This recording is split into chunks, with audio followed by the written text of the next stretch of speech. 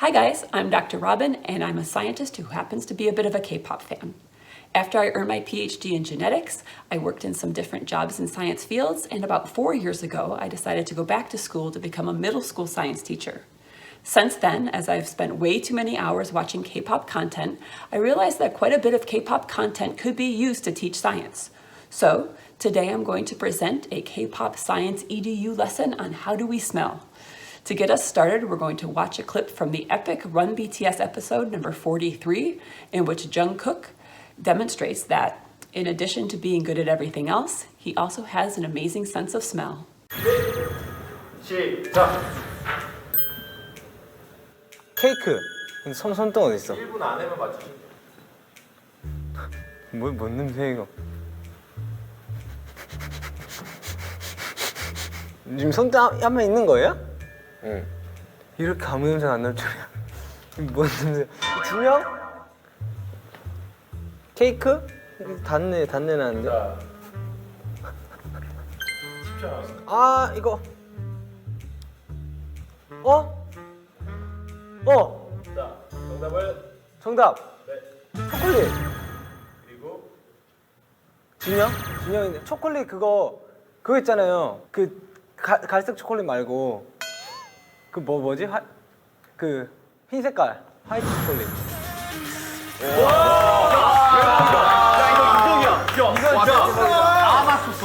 후각이 예민한 친구네. 야, 내가 봤을 때 마음에 묻었어 이거. As you saw, our golden maknae was able to not only identify Jin by the smell of his hand, but was also able to distinguish white chocolate from brown chocolate. So how did he do that? Did he, as Jin suggests, see with eyes in his heart? Well, we know Jungkook is good at a lot of things, and we also know that he loves smelling things, but our sense of smell is actually pretty important for all of us. So how do we smell things, and how can we tell one smell from another? To get a basic overview, let's check out some clips from Rose Eveleth's beautiful TED talk on the topic. As an adult, you can distinguish about 10,000 different smells. Here's how your nose does it. Smell starts when you sniff molecules from the air into your nostrils. 95% of your nasal cavity is used just to filter that air before it hits your lungs. But at the very back of your nose is a region called the olfactory epithelium, a little patch of skin that's key to everything you smell. The olfactory epithelium has a layer of olfactory receptor cells, special neurons that sense smells, like the taste buds of your nose. When odor molecules hit the back of your nose, they get stuck in a layer of mucus covering the olfactory epithelium. As they dissolve, they bind to the olfactory receptor cells, which fire and send signals through the olfactory tract up to your brain. As a side note, you can tell a lot about how good an animal's sense of smell is by the size of its olfactory epithelium. A dog's olfactory epithelium is 20 times bigger than your puny human one. But how do you actually tell the difference between smells? It turns out that your brain has 40 million different olfactory receptor neurons. So odor A might trigger neurons 3, 427, and 988, and odor B might trigger neurons 8, 76, and 2,496,678. All of these different combinations let you detect a staggeringly broad array of smells. So when we smell something, molecules of that substance actually break away, float through the air, enter our nose, and bind to our olfactory receptors.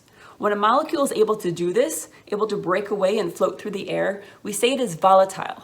Now, as you know from experience, some things smell more than other things. So you've likely concluded that not all molecules are volatile, and some molecules are more volatile than others. So for example, this empty glass. I don't really smell anything. There aren't a whole lot of volatile molecules here breaking away, entering my nose, so I can't smell it. In contrast, I can really smell the vinegar in this glass.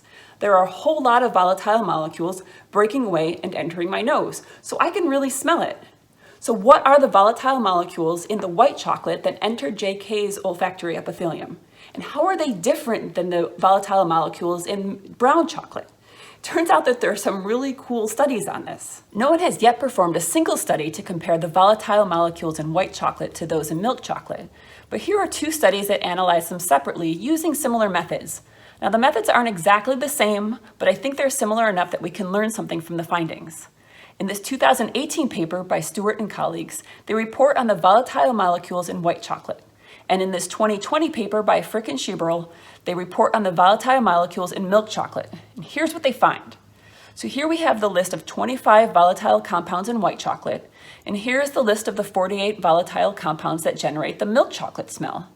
I've highlighted the compounds that are the same between the two lists, and as you can see, there are only 5 molecules in common: acetic acid, butanoic acid, hexanoic acid, propanoic acid, and tetramethylpyrazine.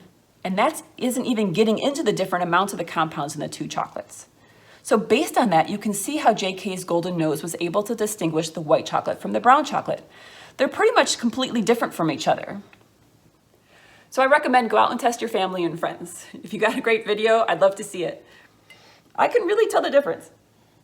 And as a result, I also pretty much ate white chocolate and milk chocolate chips for lunch.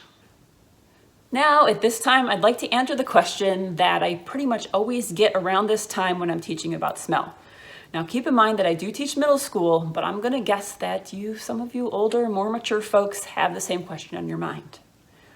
Wait a minute, does this mean when I smell someone's poop that molecules of the poop are entering my nose? Well, yes, but check out the cool science that can happen because of that. As an example, here's a 2016 review by Daniel Chan and colleagues in which they summarize research about diagnosing gastrointestinal illnesses using fecal headspace volatile organic compounds. Well, what does all that mean? Your gastrointestinal tract, or your GI tract, is the path that food takes through your body from the time you eat it all the way until you poop it out. And fecal means poop. So basically they're reporting that by analyzing the volatile compounds or molecules that come off of the poop, they can help diagnose different GI illnesses like colorectal cancer, ulcerative colitis, and Crohn's disease. So, smelling poop can be a good thing. To wrap things up, there's actually another really fun piece of BTS content that is completely based on volatile compounds. Now, Samsung Galaxy had a La Parfumerie commercial in which Jimin and RM received instructions on their phones and watches to make a perfume.